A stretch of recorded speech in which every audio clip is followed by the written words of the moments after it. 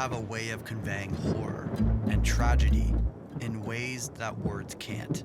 Photographs became a core component of homicide investigations in the 19th century and have since become one of the most powerful tools in analyzing disturbing crime scenes and murder sites. Many unsettling photographs relating to infamous true crime stories have made their way to the masses. And while pictures relating to homicides are always gruesome, the stories behind them are always equally as unnerving. It's assumed that most crime scene photographs are taken by the police.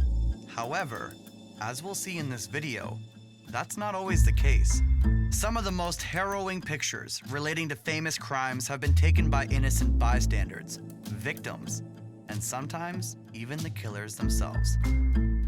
In this video, we won't just be looking at some of the most disturbing crime scene photos ever taken, but an array of creepy shots that tell strange and disturbing stories. You might be familiar with some of these photos, but some of them you certainly won't be. We've dug deep into the dusty old vaults to bring you a couple of rare and obscure pieces you won't find anywhere else. Stick around for number 1. You won't be disappointed. Daniel LaPlante was a rare and almost unique offender in true crime lore.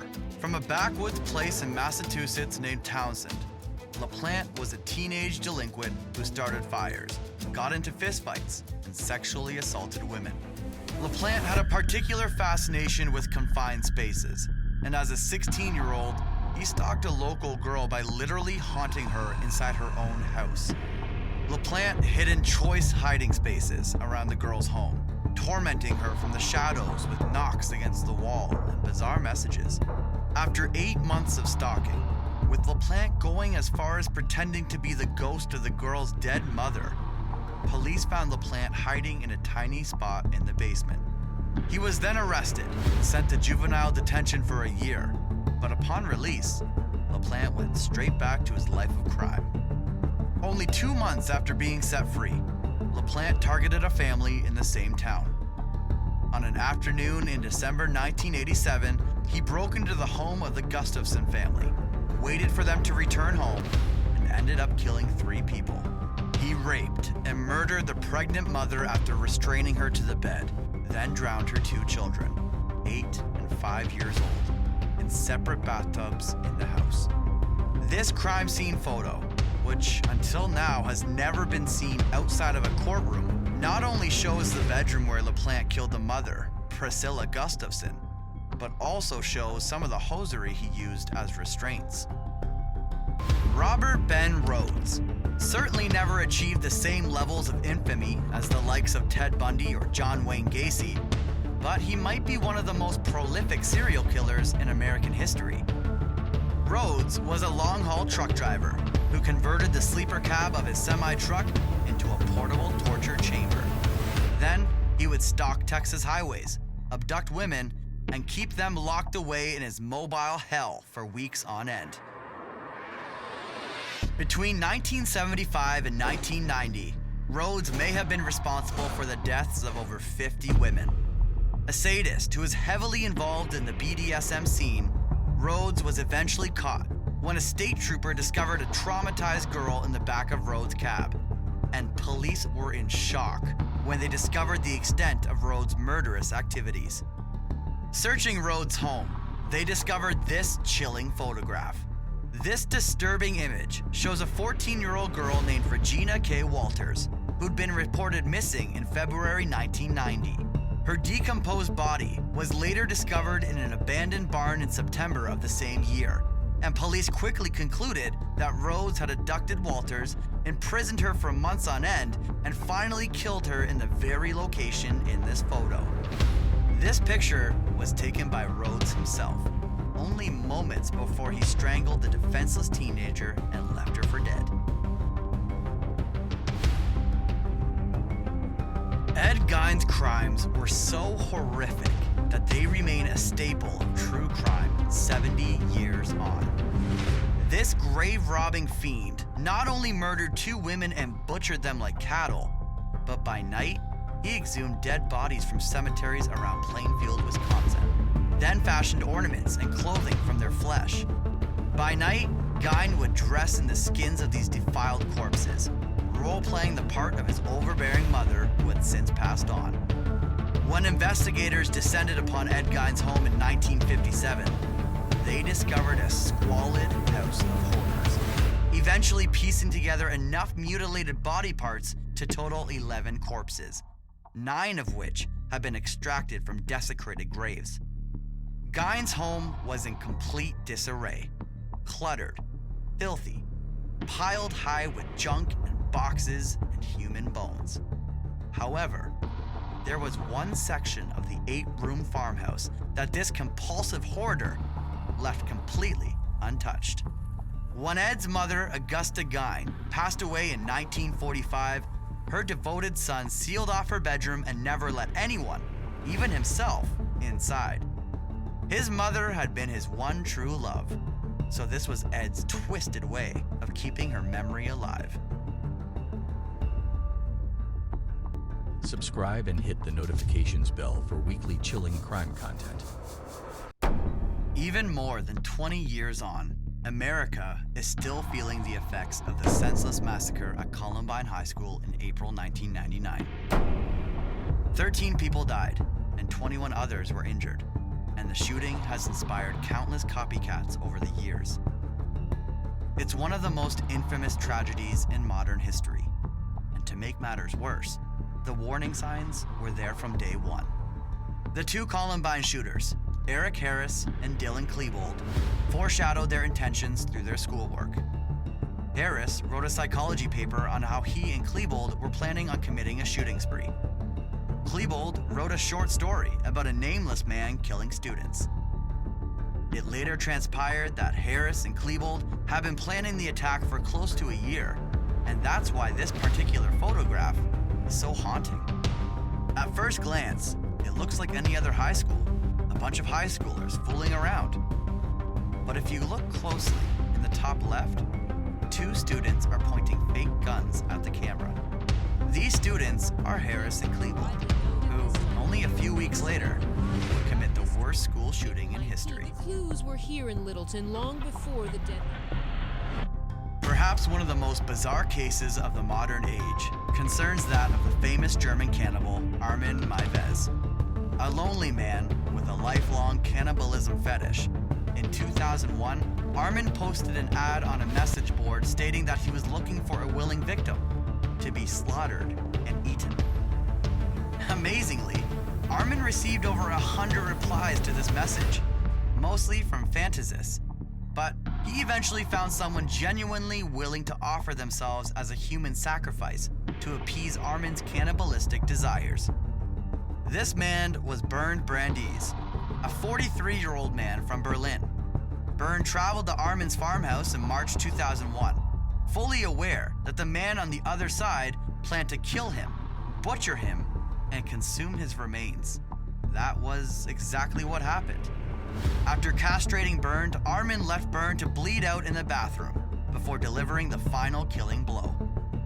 Armin caught the whole ordeal on tape, and some still images from this tape have since leaked online. Despite their gruesomeness, those pictures don't tell the cannibal's story quite like this one. This is the decrepit bathroom where Brandes died. But what makes this photograph unique is that it was taken by a member of the general public years after the incident. In fact, Armin's home now sits abandoned in rural Germany, and it's been a magnet for trespassers and dark tourists ever since. The place is like an unofficial museum dedicated to the case, serving as a constant reminder of the horrors that unfolded inside. If you're enjoying our content and want to see 2 new videos a week, please consider liking the video, subscribing, and letting us know in the comments what you want our next video to feature. Self-awareness is not a quality of most serial killers. Most lust killers operate in a state of blissful ignorance, unaware of the severity of their compulsive behavior. In their minds, their actions are justified as they selfishly chase new sexual thrills. Most serial killers will go to extreme lengths to avoid detection by the police. But in the case of William Herons, also known as the Lipstick Killer, he left behind a message that begged police to catch him in a rare display of remorse and regret. Herons operated in Illinois in 1945, taking the lives of 3 victims over the span of 7 months. This message, which had been written on the walls of his second victim's apartment in her own lipstick, read, "For heaven's sake, catch me before I kill more. I cannot control myself." Despite this rare showing of guilt, Herons went on to kill one more victim after leaving this sinister message. In his 20s, Russian-born Anatoly Slivko witnessed something that awoke an extreme paraphilia that plagued him for the rest of his days. Slivko saw a drunk motorcyclist run over a young boy wearing a scout's outfit, and for reasons that Slivko couldn't explain, evoked intense feelings of arousal. Prior to witnessing this fatal accident, Slivko had been sexually repressed, but he found out that replaying this disturbing memory excited him. So much so that Slivko went to extreme lengths to recreate this scene by his own hand. He began running his own children's club, where he would gain the trust of young boys between 12 and 15 and lure them to isolated locations. Here, Slivko would trick the boys into taking part in a so-called experiment that would help stretch the boys' spines. Once subdued, Slivko would asphyxiate the young boys, strip them naked, and film them in suggestive positions. These photographs, taken from Slivko's personal home tapes, show 2 boys hanged and unconscious. Slivko performed this ruse with more than 40 young boys. He would try to revive his victims once he was finished with them, but 7 of his victims died from suffocation. The tapes and photographs from these little experiments were enough to award Slivko the death penalty in 1989. This photograph shows the extreme lengths that stalkers will go to get close to their targets. In December 1980, Beatles frontman and music legend John Lennon was shot dead by a deranged fan. This picture of Lennon signing an autograph was taken mere hours before Lennon was left bleeding on the streets of New York. However, the other person in the picture isn't just any fan. It's the same fan that later put 4 bullets in Lennon's back. The man is Mark David Chapman.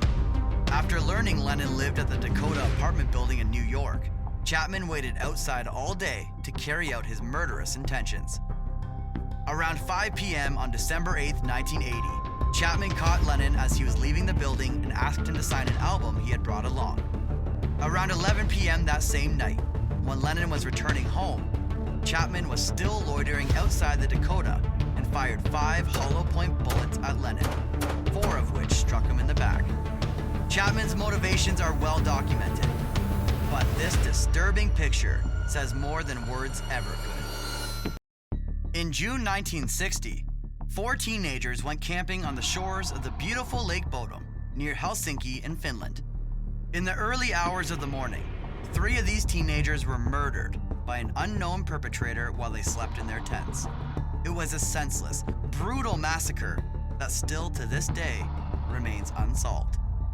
In the months following the attack, the sole survivor, a man named Nils Gustafsson, was placed under hypnosis in an attempt to recall any important details about the night his friends were killed. Gustafsson claimed to have seen a figure outside in their tent in the seconds before the massacre took place. A blonde man, wide eyes, dressed in black. An artist drew up a composite sketch based on Gustafsson's description, and incredibly, it perfectly resembled one of the major suspects in the case, a gentleman with the unfortunate name of Hans Assmann. However, things became even more bizarre when this next photograph emerged in a Finnish newspaper. This photograph was taken at a funeral for the Lake Bodom victims and shows a similar-looking man watching the memorial from amongst the crowd. Assmann, the suspect, wasn't in the country at the time of this funeral and had recently been cleared of any involvement in the murders. Much like the perpetrator of the Lake Bodom massacre, the identity of this strange man was never uncovered.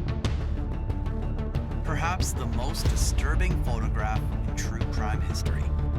This picture shows a young woman and boy restrained and gagged with duct tape. What makes this image so unsettling is that these victims have never been identified. In June 1989, this Polaroid photo was discovered in a parking lot of a convenience store in Port St. Joe, Florida. The person who found it said it had been left behind by a man in his 30s driving a windowless van, but police's attempts to intercept such a vehicle were futile. Some agencies believe that the woman in the photograph is a woman named Tara Calico, a suspected kidnapping victim from Belen, New Mexico. However, analysis by the Los Alamos National Laboratory claimed the woman in the photo was not Tara. The fate of Tara remains a mystery, as do the identity of these two nameless victims. That concludes our list of the top 10 most shocking true crime photos and their disturbing stories. Which of these entries unnerved you the most? What other harrowing photographs are out there?